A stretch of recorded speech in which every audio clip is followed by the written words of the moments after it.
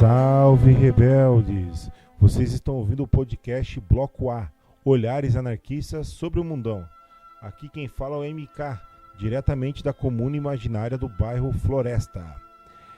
Galera, antes de entrar no episódio de número 14, eu peço para vocês aí dar uma acompanhada na gente nos aplicativos de podcast como Spotify, Deezer, Google Podcast, SoundCloud, Radio Public, Castbox e até mesmo nosso canal no YouTube.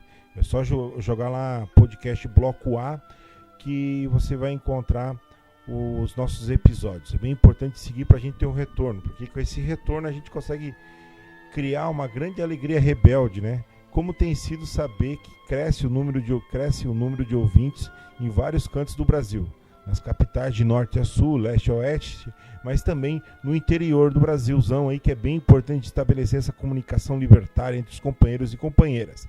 Cidades como Marialva, Ribeirão Preto, Uberlândia, Pelotas, Araraquara, Serra, Arapiraca, Maricá, Campina Grande, Brusque, Navegantes, São José, Londrina. Sem contar também que nós estamos estabelecendo ouvintes em vários lugares aí do mundão, como Portugal, Estados Unidos, Espanha, Argentina, Uruguai, Japão, Timor-Leste, Itália, Canadá, Holanda, Alemanha, México, Chile, Colômbia, Inglaterra, Islândia, Polônia, Israel, Irlanda, Suíça, Austrália, África do Sul, Lituânia e Suécia. E outros países, mas é que é melhor parar por aqui, senão isso aqui vai virar uma aula de geografia e não é essa a intenção aí do episódio número 14.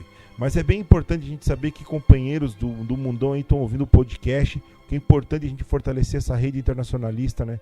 Lembrando que o anarquismo, ele se entende, ele se faz internacionalista contra todas as fronteiras e é bem importante a gente conseguir estabelecer essa comunicação. Mais importante a gente ter o retorno dos companheiros aí dessa audição.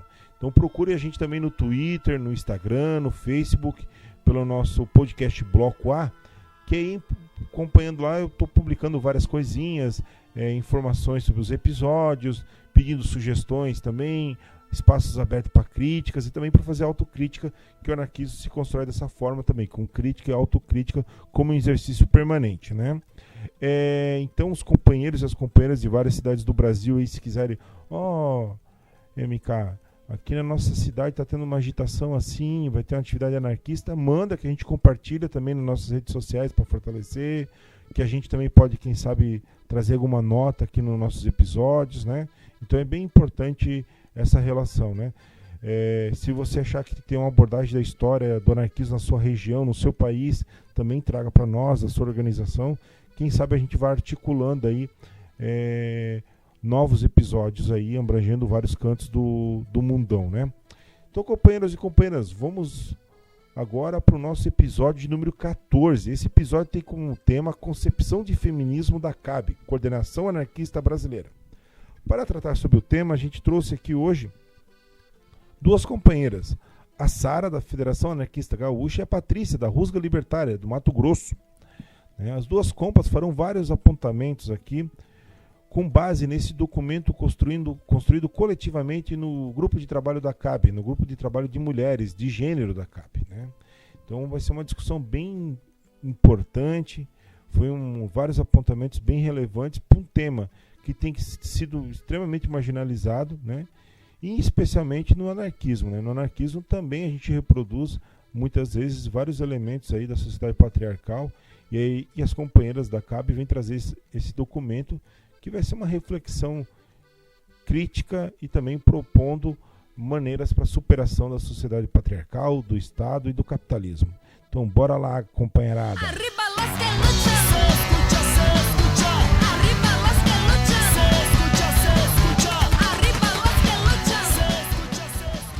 Salve! Muito bom, hoje o papo vai ser com a companheira Sara da FAG, Federação Anarquista Gaúcha, e com a companheira Patrícia, da Rusga Libertária, do Mato Grosso. As duas organizações compõem a Coordenação Anarquista Brasileira, e aí elas constroem lá dentro da CAB o GT de Gênero, e vão trazer um pouquinho aí dessa experiência de militância anarquista na relação com a questão de gênero, e também qual é a linha de feminismo defendido pela CAB, né? Então, agradecer a presença das duas companheiras aí por estar gravando esse programa aí do Bloco A e dar um salve para elas aí, para abrir o programa. Tudo bem com vocês, companheiras? Salve, companheirada. Tudo bem? Satisfação estar aqui nesse espaço com vocês. Oi, muito bom estar aqui também. Bom dia, boa tarde, boa noite para todos aí. Beleza, quem começou falando foi a Sara e na sequência veio a Patrícia. Então já para começar aí esse papo, né, eu já apresentei do local que vocês são, aí que seria legal, assim, só para dar um voo panorâmico para a galera entender um pouquinho o que é a CAB, a Coordenação Anarquista Brasileira. Bom, então a CAB, a Coordenação Anarquista Brasileira, né, é um espaço que reúne e articula nacionalmente, né, organizações e grupos diferentes, né, ao longo desse território brasileiro, grupos anarquistas especificistas, né. A CAB, ela é um processo de construção aí de muitos anos, né, que é fruto também de uma rearticulação do anarquismo brasileiro a partir dos anos 80, né. No início dos anos 2000, né, vai existir um processo que é o chamado FAO, Fórum de Anarquismo Organizado, né, e aí, durante mais ou menos uma década, né, esse fórum foi avançando, né, nas questões político-ideológicas, né, nos acordos nacionais, né, constituindo uma base de conceitos, elementos programáticos e de organicidade, né, para construir, então, uma estrutura nacional, né. Então, a partir de um congresso anarquista nacional em 2012, se cria a coordenação, que é, na verdade, assim, é um avanço, né, para formas mais organizativas mais federadas, né, com mais definições, né, e que é um caminho que a gente espera, né, um dia conseguir construir uma federação anarquista brasileira, com um nível de organicidade mais forte. As companheiras poderiam apresentar um pouquinho de qual que é a perspectiva de anarquismo da CAB? A CAB, então, e as organizações que a compõem, né, se entendem dentro de um marco, né, teórico, programático, que é chamado especificismo, né. O especificismo, ele é uma elaboração bem nossa, bem latino-americana, que vai se inaugurar com a experiência da FAO, né, grandiosa FAO, Federação Anarquista Uruguaia, nos anos 50, né, e é uma perspectiva da qual as organizações da CAB, por contato e inspiração, compartilham, né.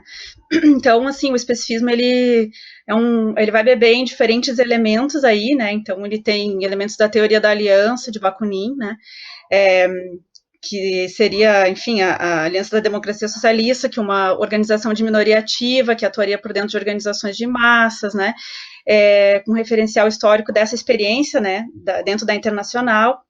Vai ter elementos da noção de partido, do Malatesta, elementos de experiência da Revolução Mexicana, da Guerra Civil Espanhola, das práticas, enfim, do sindicalismo revolucionário, né, na América Latina, entre outras experiências bem concretas de luta, né, que vão constituir essa perspectiva de anarquismo, né, que acho que, tentando resumir, assim, seria um anarquismo combativo, coletivo, organizado, militante e popular. Beleza, companheiras. Dentro da CAB, ela se organiza a organização se organiza por GTs, né? Você poderia explicar qual que é a importância, você e a Patrícia poderiam explicar qual que é a importância do GT de gênero, por que precisa de um GT de gênero? Bom, é importante a gente ressaltar que o GT de gênero, ele nasce num contexto de demanda da realidade. Quando a gente verifica que o machismo, como ele está estruturado e estrutura a sociedade, as organizações de esquerda também não estariam isentas de enfrentar esses problemas dentro de suas organizações, dentro dos movimentos sociais. Então, isso é uma demanda da nossa realidade social, da nossa realidade de militância, e que fez que nos levou à reflexão de que nós precisávamos pensar, precisávamos debater, precisávamos compreender muitas questões para que a gente conseguisse avançar nessa pauta, né? Então, assim que surge o GT de gênero, a partir de uma realidade, a partir de uma demanda real e material para nós, né? Bom, a partir dessa demanda, dessa necessidade, a gente começa a estruturar debates, a gente começa a pensar em como nos organizar, em como organizar estratégias para que a gente pudesse combater aí o machismo dentro das próprias organizações e também como atuação nos movimentos sociais em que estamos inseridas. Então, dito isso, o GT de gênero ele tem uma importância assim, essencial para nós, nos levou a avançar muito em discussões, não só em relação a gênero, mas em relação à raça também. Enfim, é um espaço em que a gente pode debater, em que a gente pode pensar em estratégias, em que a gente pode avançar na luta. Massa, companheiras. Vamos então agora, acho, falar um pouquinho dessa nota, né, que parece que é um acúmulo coletivo da CAB, em especial das companheiras que constroem o GT de gênero, do grupo de trabalho, né, de mulheres da CAB, e é um documento bem significativo. Então, vamos começar para entrar nesse documento, né? Eu organizei aqui o nosso roteiro de conversa, tendo como base a nota que eu vou estar publicando também junto aí ao episódio para acompanhar da ler na íntegra, né? O documento político bem significativo, né? Que as companheiras produziram.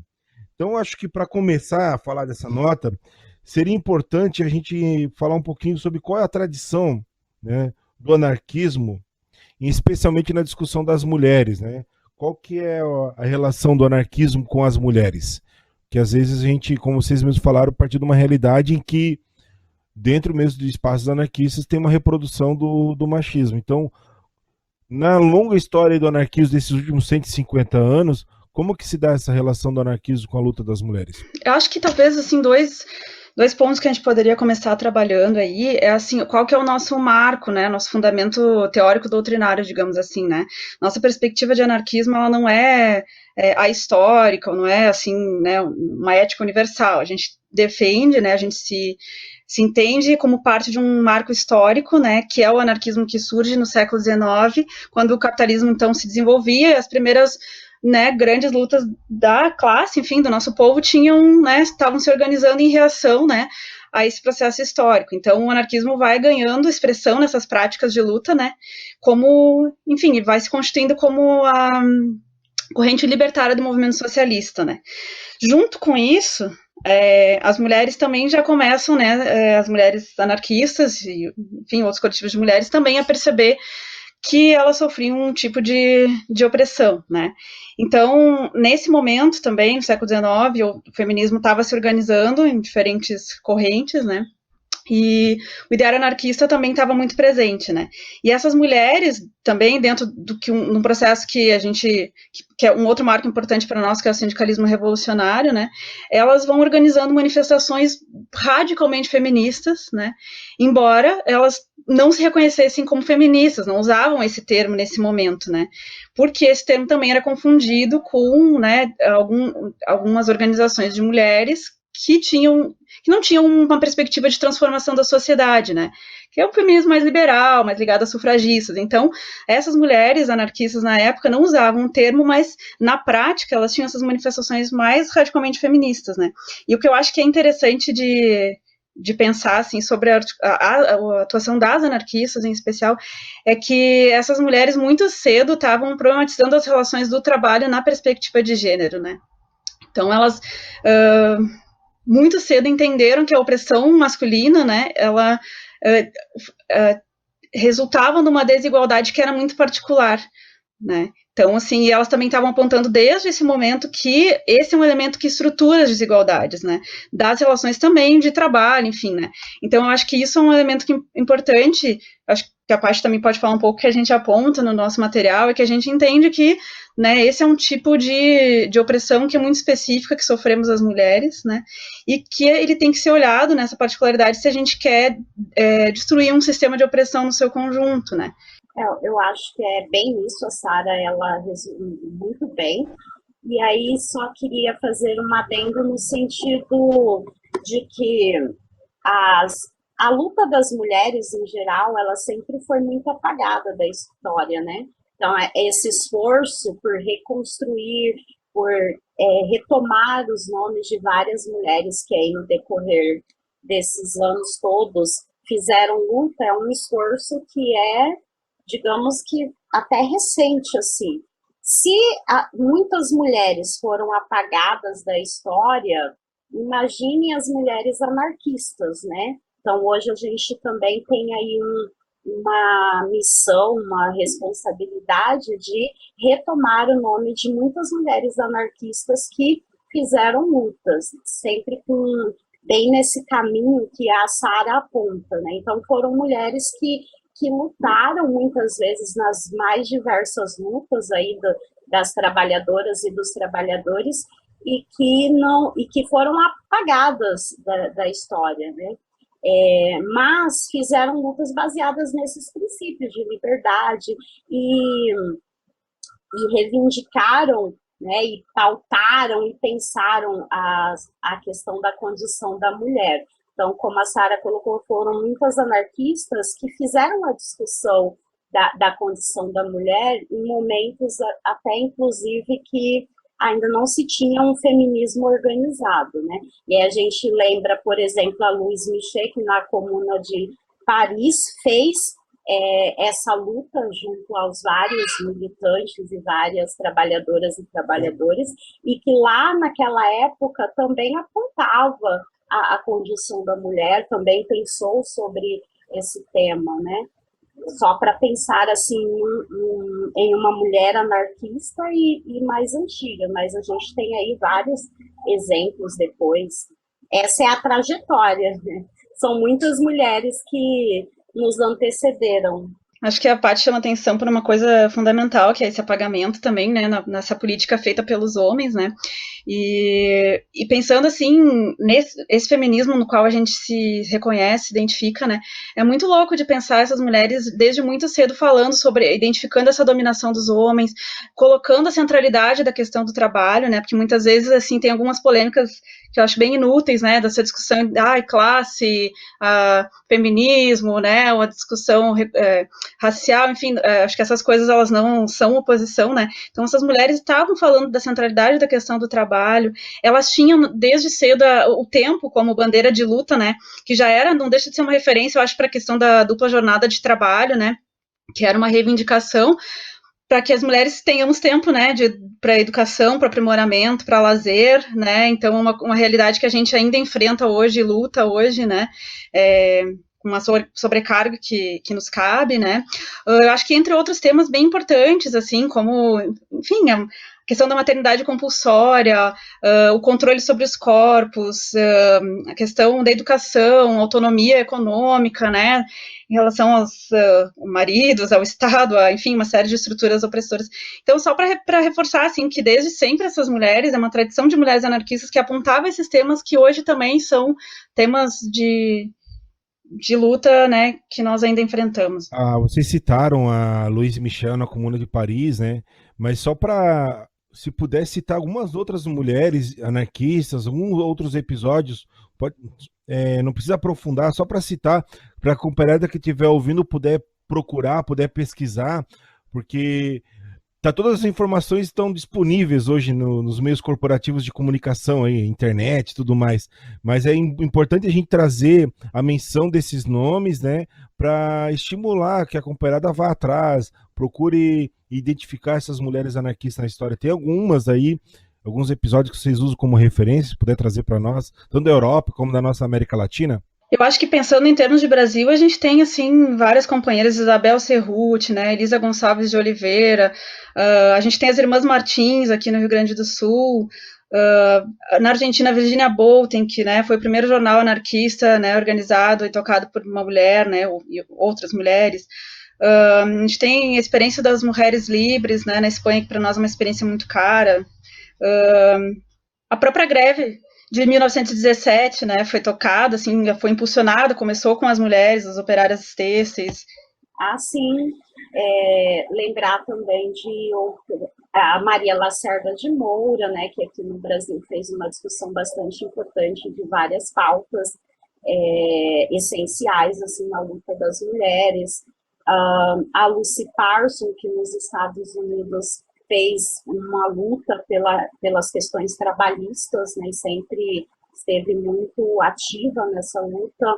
A Emma Goldman, que é um pouco mais conhecida, mas que talvez seja pouco lida, que seria muito interessante a gente retomar os escritos da Emma Goldman, né, e que as pessoas conhecessem mais também é uma figura bastante importante de mulher anarquista, e aí a gente tem diversas mulheres que o tempo, né, não seria possível a gente citar todas, mas a gente ainda tem a Volterine de Clerc, a Juana Rossuela, a Inês Guida de Impemba, Matilde Magrassi, Elvira Boni, Carolina Pérez, Sofia Garrido, Isabel Cerruti, Angelina Soares, Maria Rodrigues, Margarita Ortega, acho que também Silvia Ribeiro, Sônia Oiticica, são alguns nomes, né? E que não teríamos tempo para falar sobre todas. Já deu um panorama aí fantástico para a gente ir atrás dessas companheiras e retomar a história delas, né? Para compreender um pouquinho sobre o nosso passado e também como a gente pode interferir no presente. Muito obrigado por esses apontamentos. No documento Nossa Concepção de Feminismo na Perspectiva do Anarquismo Organizado, vocês falam bastante na questão da sociedade patriarcal, né? Como que vocês enxergam o que é essa sociedade patriarcal e como que ela se reproduz no mundo que a gente vive hoje? Bom, a sociedade patriarcal ela é estruturada, né, a partir de uma relação de poder em que o homem ele está identificado aí como estando acima nessa estrutura de poder, e aí as relações vão se dar a partir dessa relação de poder. Então, as instituições são estruturadas na base dessa relação de poder, a sociedade, a cultura, enfim, vai se espalhando aí pelo modo, né, social, pela realidade social em que nós vivemos. Acho que é importante dizer que nessas relações assimétricas de poder, né, que criou o patriarcado, que criam ambientes de privilégios, né, para os homens por terem nascido homens, isso não é natural, né? É uma estrutura que ela é historicamente construída sobre o corpo das mulheres, não é uma condição natural, que eu acho que isso também é um argumento importante que justifica muitas vezes, né, essa dominação, né? E eu acho que o corpo das mulheres é um laboratório das opressões, né, das discriminações e violências que a gente vive como humanidade, né? Sim, muito bem lembrado, Sara. E aí as pessoas, às vezes, elas perguntam, mas a nossa sociedade, ela ainda é uma sociedade patriarcal, como, né, que ainda hoje, no século XXI, existe ainda esse domínio patriarcal. E aí a gente aponta, né, como que ainda hoje, em pleno século XXI, os nossos corpos ainda são, sim, né, dominados pelo Estado, por exemplo. O Estado tem o poder de decisão sobre nossos corpos de diversas formas, e aí a questão da reprodução é um exemplo, né?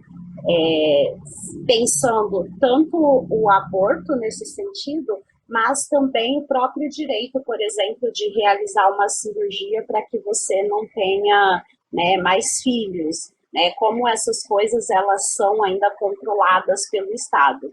E aí é lógico que esses dois são apenas um exemplo desse controle dos nossos corpos pelo Estado, né? Porque se a gente fosse pensar de uma forma ampla, teríamos aí vários outros exemplos. Então, a gente ainda vive numa sociedade em que esse Estado, né, e aí de forma jurídica, de forma por via políticas públicas, enfim, é um Estado que ainda controla a vida das mulheres.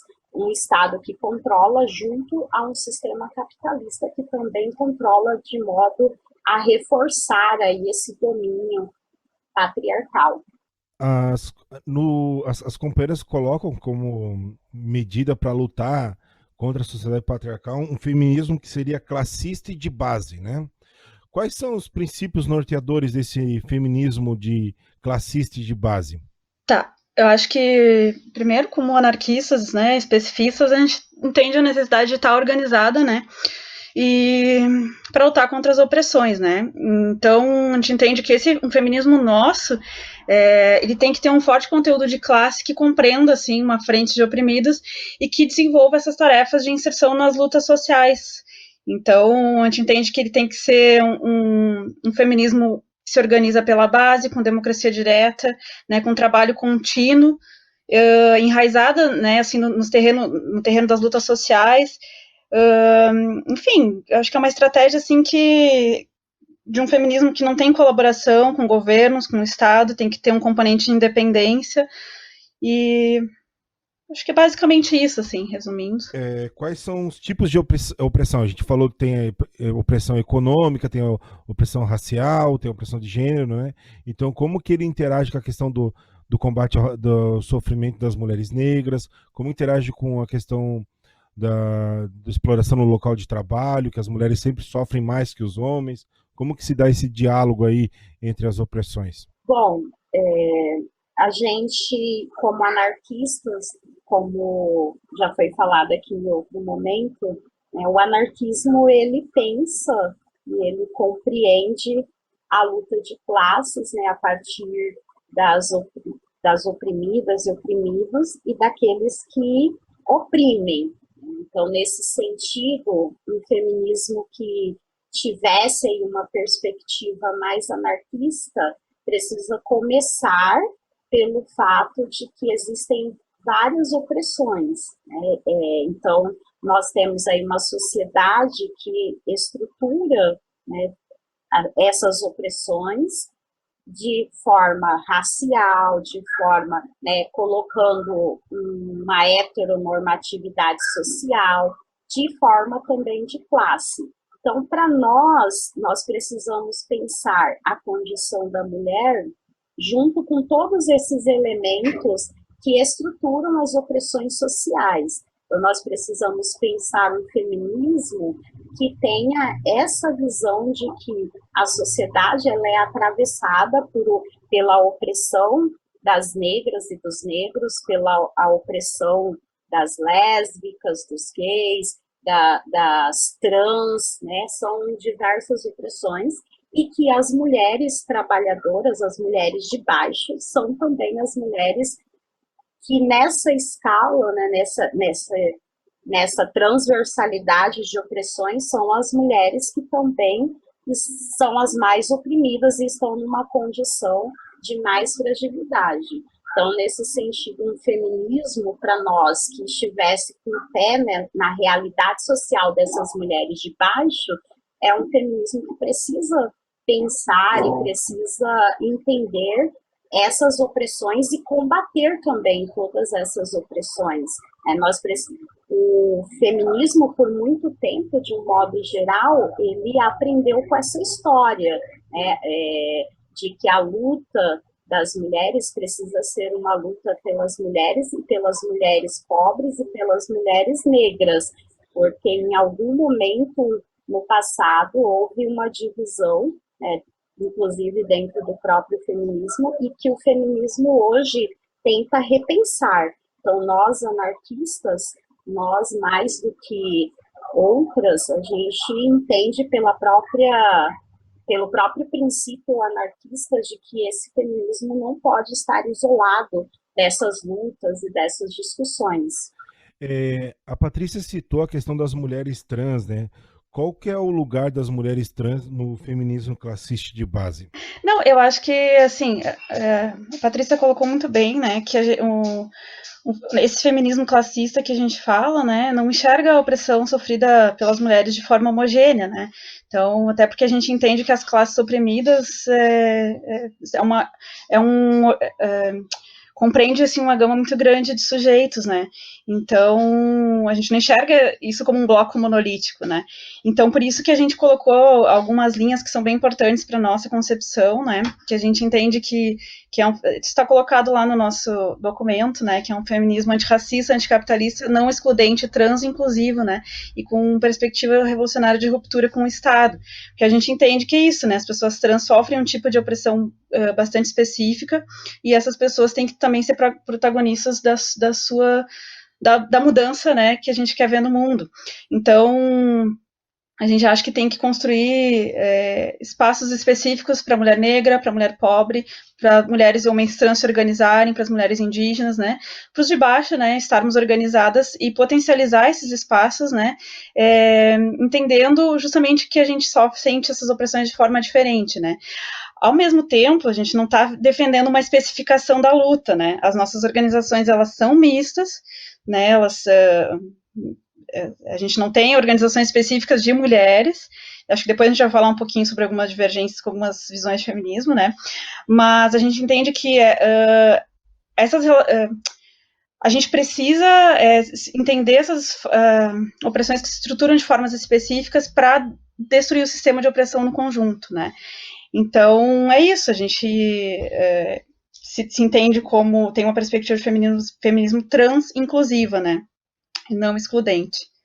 E porque a gente compreende, né, também, além de tudo que foi colocado, que se nós queremos derrubar o patriarcado, se nós queremos derrubar o Estado, derrubar o capitalismo, são esses poderes que nos colocam socialmente o padrão heteronormativo, né? E aí as trans, elas são a que sofrem diretamente com esse padrão heteronormativo, né? Então nós não poderíamos deixar de estar do lado dessas mulheres, né, do lado das trans em geral, nessa luta contra, né, esse padrão heteronormativo, contra essa opressão. Não faria sentido para nós anarquistas um feminismo que não estivesse do lado delas.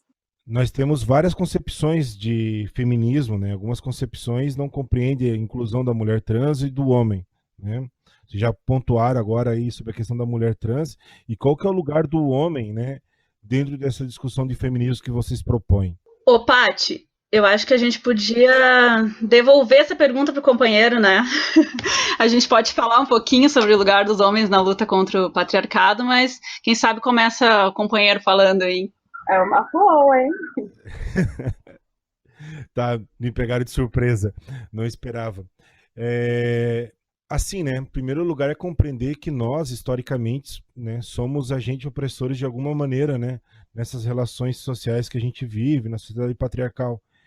E que aí cabe a gente estar com uma escuta ativa, né, para quando as companheiras chamam a nossa atenção, cabe também a gente ter uma postura mais de identificar quando nossos espaços geralmente masculinos, né, os companheiros também estão reproduzindo opressões e a gente pelo um tom de camaradagem, né, o que alguns colegas falam de brodagem, assim, acaba deixando passar, né, e é hora de não deixar passar, é hora de apontar.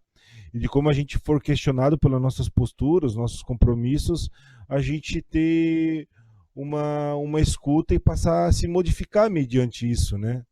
E também, acho isso falando coisas bem por cima, mas tem outras questões também que são bem significativas, que diz respeito, por exemplo, ao nosso papel nas atividades domésticas, nos nossos papéis nos locais de trabalho, nos locais de estudo, né? Procurar dialogar, incentivar, consumir no sentido artístico as manifestações produzidas por mulheres, né? Procurar compreender, por exemplo, eu sou da educação, né?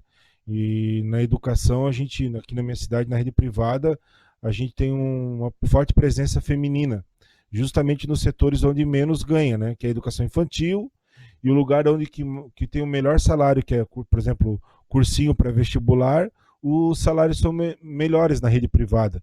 Então, fazer essa discussão dentro dos espaços locais de trabalho, né? Por exemplo, a gente está nessa situação da pandemia, né?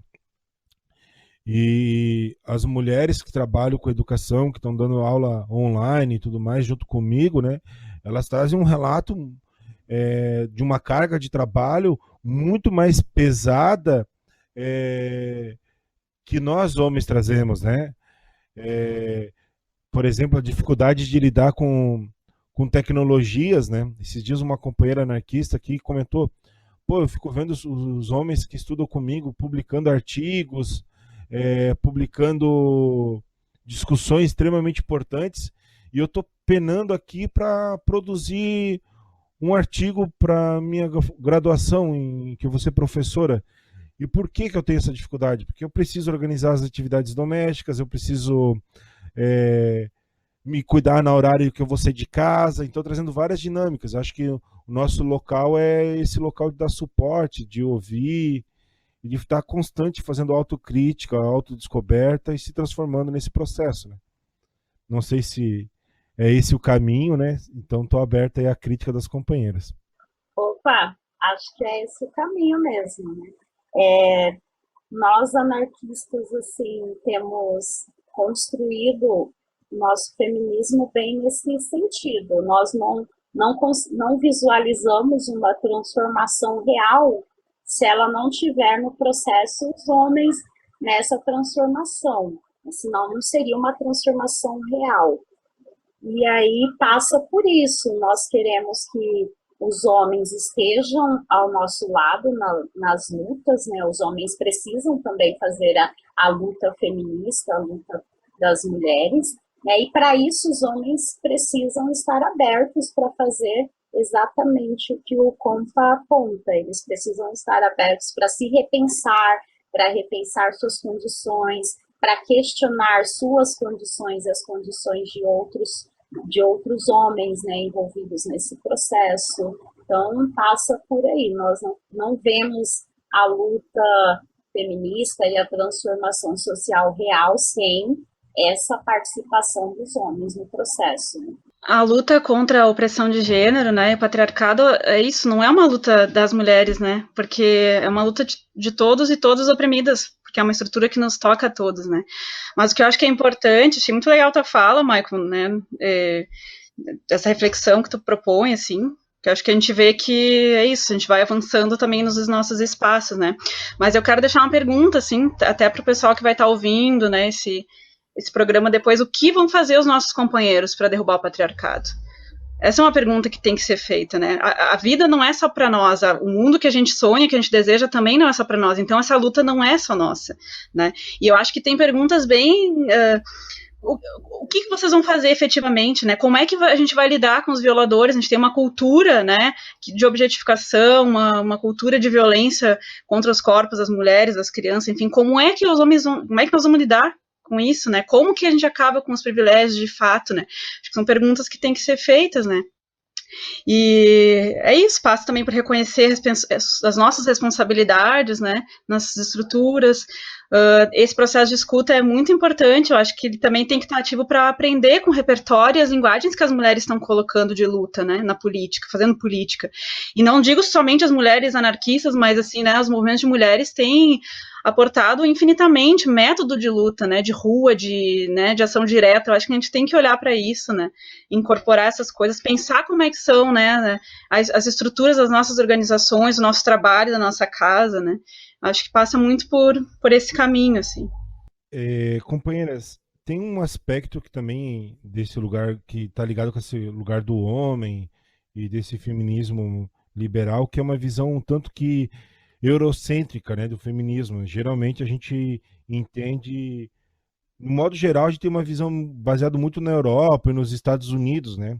E qual que é a contribuição da nossa América Latina para discutir esse feminismo classista e de base? Qual que é os elementos que a América Latina pode trazer para essa discussão, né?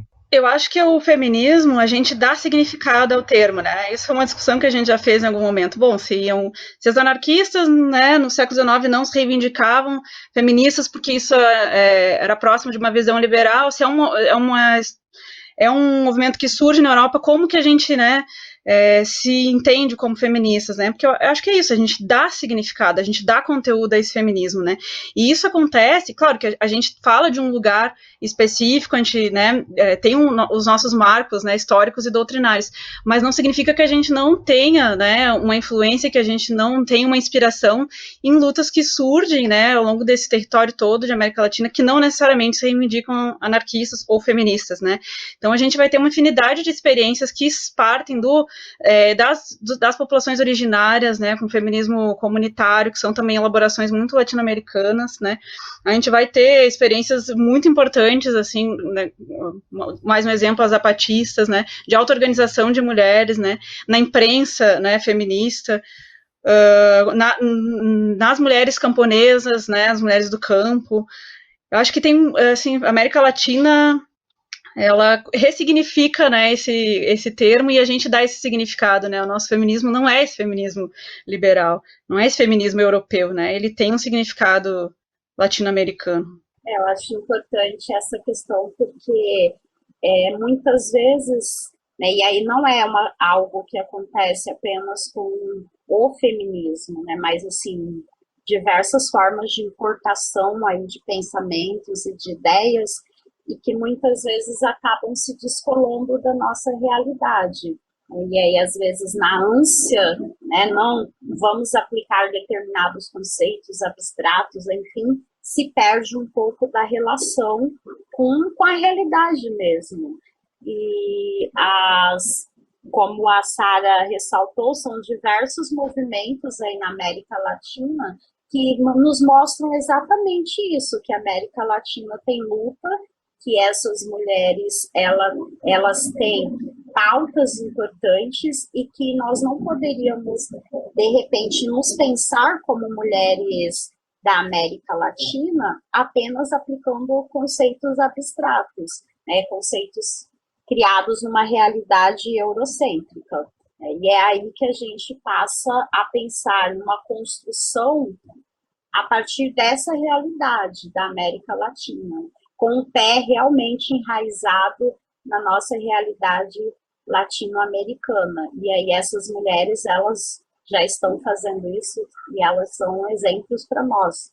Eu acho que só para complementar também, a América Latina ela é formada, né, no estupro colonial das mulheres indígenas e negras, né? Então, da mesma maneira, a reação, né, a essas violências vão surgir desde a invasão. Desde sempre as mulheres aqui resistiram, né? E isso nos inspira. Então, isso é uma forma de reagir a essas violências, né? Então, a gente pode não, às vezes, reconhecer o termo, mas a luta está acontecendo, as mulheres sempre resistiram aqui nesse território. Exato. E aí, só assim, para fechar, não é o caso de não, então nós vamos ignorar totalmente todo um feminismo europeu que foi construído aí há muitos anos. Não se trata disso. Se trata, é lógico que é preciso que a gente tenha e tome como lição histórica a luta dessas mulheres de muito tempo, aprenda com essa luta, aprenda com o que elas disseram e estão dizendo, mas que a gente não ignore nossa própria realidade, que como a Compa falou, é uma realidade de luta, né? Então não se trata de simplesmente deixar de lado um feminismo europeu, eurocêntrico dos Estados Unidos, né? Mas de beber aquilo que a gente pode beber e de partir de uma construção da nossa realidade mesmo. Mas assim, eu acho que aqui também na América Latina eu fiquei pensando, né, por esse processo histórico de formação, enfim, né, das nossas sociedades, eu acho que a luta das mulheres, ela sempre teve também um elemento muito de reação a esse extrativismo, né, uma lógica, assim, que destrói, que toma território, que toma os corpos, que destrói a natureza, o nosso ambiente, né, e eu acho que esse feminismo também, ele tem um elemento muito que vai nesse sentido, assim, sabe, de retomada dos territórios, dos corpos, né, que tem um componente ambiental muito importante, né, sobretudo nesse momento que a gente vive, com esse neoliberalismo voraz que avassala, destrói tudo, né, e então, assim, acho que ele é um componente bem importante, assim, né, de cura, de resgate, de retomada, de defesa dos corpos e dos territórios. Mas é muito significativas observações agora, e eu acho que dentro desse ponto aí que vocês estão trazendo da América Latina, pontuando, eu acho que tem uma questão que é significativa a gente lembrar, né, que é o termo empoderamento, né, que ele é pensado partindo de uma lógica de um pensador aqui latino-americano, que é o Paulo Freire, né, e aí como ele é subvertido por valores liberais quando vai para a Europa e volta para a gente agora, né. Então, qual que é essa diferença do uso do termo empoderamento que que a proposta de anarquismo, desculpa, de feminismo classista de base traz? Bom, isso é, é algo que muitas vezes é apagado hoje em dia. Como nasceu uma conceituação de empoderamento que, né, e é importante a gente relembrar que a noção de empoderamento, ele nasce enraizado nas lutas sociais mesmo. E aí a pedagogia crítica da América Latina, ela faz, né, uma reflexão a partir dessas experiências que se dão na prática e faz toda uma formação aí conceitual de empoderamento, né? E aí dentro dessa pedagogia crítica que é da América Latina, o Paulo Freire é o que se destaca, né? Mas na medida em que as disputas vão acontecendo, dentro inclusive também do próprio feminismo, e como a mídia trata isso, como a mídia muitas vezes quer ressignificar o feminismo, a disputa do conceito, né, foi acontecendo, e junto com essa disputa houve uma apropriação do empoderamento, do conceito de empoderamento, e uma apropriação numa lógica mais liberal ou neoliberal, né, numa lógica em que o empoderamento ele se daria como um processo meritocrático até. Então, a mulher ela pode galgar determinados níveis sociais e, na medida em que ela avança nesses níveis sociais, ela estaria se empoderando, né? Mas, para nós, o empoderamento está muito além do que galgar cargos, do que galgar status sociais, né? Ele está relacionado com, a partir do momento que as mulheres, e aí o povo, né, ele passa por uma reflexão, né, e que se percebe na condição de oprimido, se percebe nessa condição, né, de quem está abaixo, e que a partir disso haja um movimento de mudança, um movimento de querer transformar a realidade, de querer transformar, né, a sociedade. Então, ele seria um empoderamento mais num sentido coletivo, que essas mulheres elas precisam mudar sua condição, mas não somente sua condição individual, né? Não é apenas galgando alguns níveis sociais que ela estará realmente mudando a realidade do patriarcado, do Estado, do capitalismo. Então, é preciso pensar no empoderamento coletivo que dê conta de uma transformação coletiva dessas mulheres. O anarquismo, ele tem uma crítica muito forte à dominação do Estado, né? A Paty agora na fala dela sobre empoderamento falou de galgar espaço do status quo nas empresas e tal. E aí tem um debate sobre a mulher ocupar espaços do Estado, né? Como na política eleitoral e tudo mais. Qual que é o entendimento, né, desse anarquismo que se dá dentro de uma organização anarquista em relação à dominação do Estado e a mulher ascender espaços da hierarquia do poder do Estado? Qual que é a perspectiva desse feminismo? O Estado, eu acho que é uma expressão macro, né, de um poder patriarcal também, né? Como o Estado cria, né, uma prática política que vai reforçando estrutura de dominação patriarcal. Então, acho que na nossa perspectiva, dentro do anarquismo, a luta antipatriarcal é também contra o Estado, né? Porque ele tem justamente uma estrutura de controle e organização da vida social que é patriarcal. Então, a gente não quer ser opressora, né? A gente entende que a participação nesses espaços de poder do parlamento, né, dessa política que a gente chama de institucional, tá participando de um sistema de dominação, né? Por isso que a gente não quer ser presidenta, senadora, não quer ser dona de empresa, né? E a gente entende que, enfim, a nossa perspectiva, né, de socialismo, ela tem como matriz doutrinária, digamos assim, que a gente tem que viver hoje uma ética da sociedade que a gente quer amanhã, né? Então, para nós, isso não é uma estratégia, não é uma alternativa, né, ocupar os espaços de poder dos de cima do sistema de dominação, né? Então, isso é inviável, né? O Estado nunca foi, nem nunca vai ser, aliado das mulheres oprimidas, né? É o nosso maior inimigo ideológico, eu acho, né? E é isso, a gente tem que, nossa perspectiva é de estar organizada fora dessas estruturas governamentais, né, estar colocada dentro das esferas da vida cotidiana, né, nas comunidades, nos nossos locais de trabalho, de estudo, e construindo alternativas a partir dessa auto-organização e dessa, né, de uma perspectiva de poder popular. Já que estamos falando de Estado, né, a gente tem vivido esse momento aí da pandemia, do coronavírus, né, e vários aspectos têm sido destacados, né, do aumento da violência que as mulheres sofrem nesse contexto da pandemia, né, e também a questão da falta de como o Estado e os governos, em seus governos no momento, estão tratando a população em geral, justamente as mais pobres, né, que mais vão sofrer com o coronavírus, né, que mais já estão sofrendo com o coronavírus. Como que se dá, né, essa questão da mulher nesse atual momento que a gente está vivendo? Aí já é fugindo um pouco da nota, né, do artigo Nossa Concepção de Feminismo, mas trazendo uma discussão mais de conjuntura, né? Como vocês estão entendendo esse momento?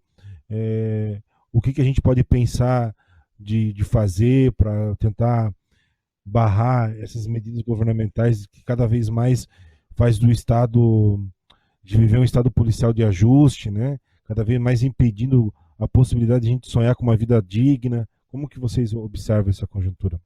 Acho importante a gente começar dizendo que aquilo que nós estamos vivenciando na pandemia é uma continuidade de como o Estado, né, daquilo que o Estado e o sistema capitalista faz conosco, né? Então, nesse momento de pandemia, você tem o Estado aumentando seu controle, aumentando sua opressão, e o sistema capitalista que se aproveita também desse momento, porque, lógico, o capitalismo é desumano, né? Então ele não pararia aí toda a sua sistemática, toda a sua estrutura nesse momento, né? Então, o momento de pandemia vem nos mostrar que é isso, né? Uma continuidade de como o Estado age, de como o capitalismo age, né? Então, aquilo que a gente vivencia hoje, os problemas, por exemplo, que a gente verifica aí com o desmonte do SUS, é resultado de um processo que vem nos últimos anos, no decorrer aí dos últimos anos de desmonte do SUS. Ou quando você fala em educação, e aí a gente precisa discutir a EAD para a escola pública, por exemplo, vai nos mostrar que uma das dificuldades é a dificuldade no acesso à tecnologia, né, na escola e pela população pobre, e aí isso é uma consequência de algo que vem no decorrer dos anos também, né? Assim também a gente pode pensar a condição da mulher. E aí, por que os índices de feminicídio, de violência contra a mulher estão altos, né? E aí apontou-se, isso foi apontado pelas estatísticas, o aumento desses números, né? Por quê? Porque essa é a condição da mulher, né? Até então as mulheres sofrem violência, as mulheres sofrem com feminicídio, com os altos índices de estupros, e aí a questão da pandemia e do isolamento só vem a aumentar uma ferida que já existe. Eu acho que é por aí, né? Eu acho que a mulher é sempre a primeira a ser desassistida, né? Numa crise. Que vai ser demitida primeiro, que vai sofrer mais com o aumento, né, da comida, né? Aumento do custo de vida de modo geral, né?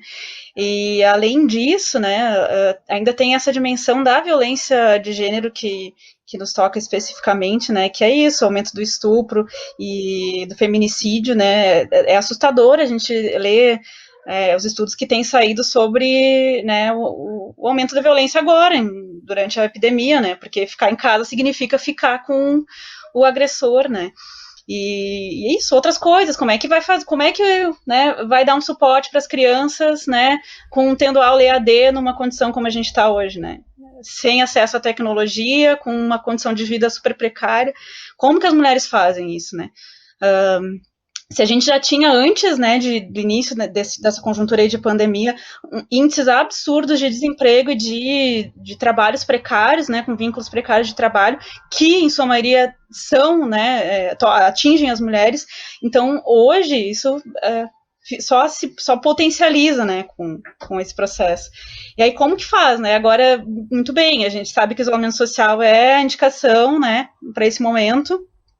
Mas como é que vai fazer a mãe que tem que sair para trabalhar, que não consegue fazer isolamento, que é profissional autônoma, que é informal, que tem que sair? Como que faz com as crianças em casa, sem a escola, sem a merenda que a escola garantia? Né? Assim, então, a condição do nosso povo está muito, muito difícil, né?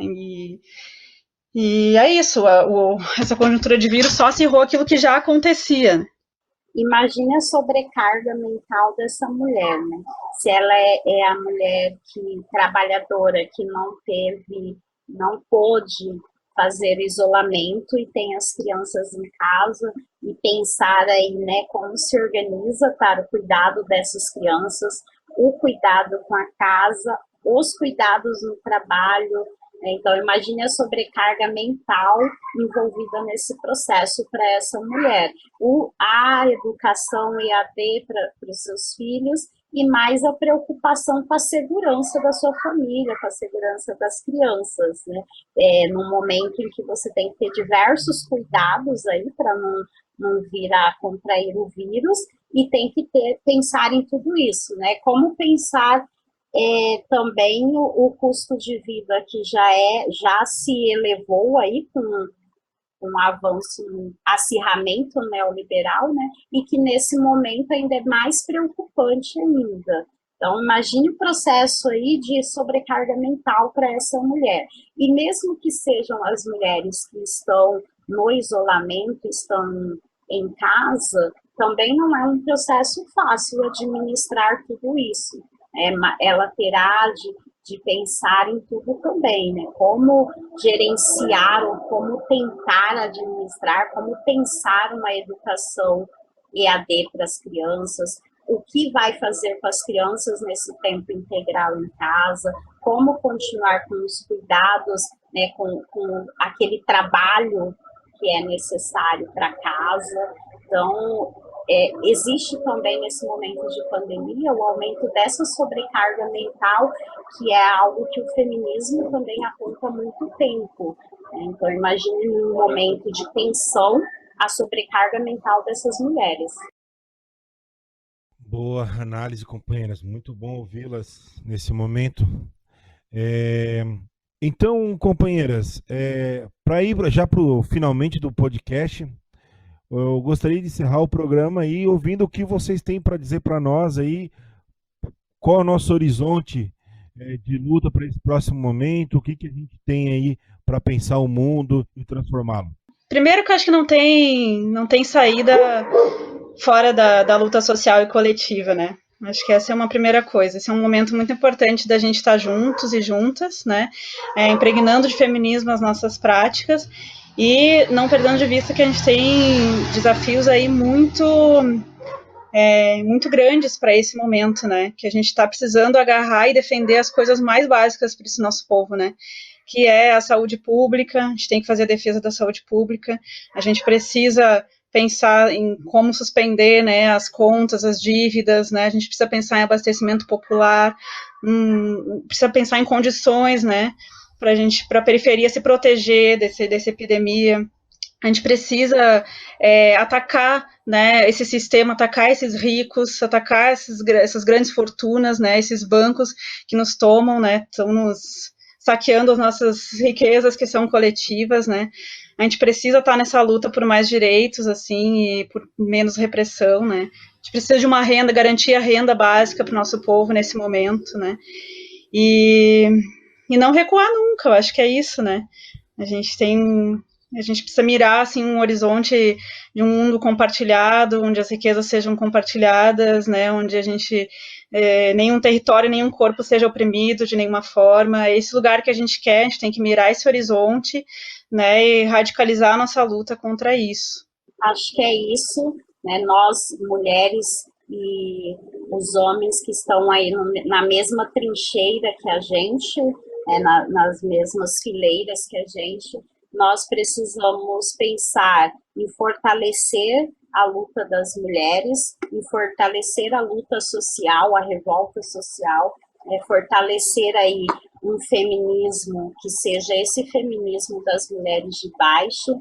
A gente precisa fortalecer a ideia de que uma transformação social real, uma revolução não se dará sem as mulheres, e que a luta das mulheres é uma impulsionadora da transformação social em geral.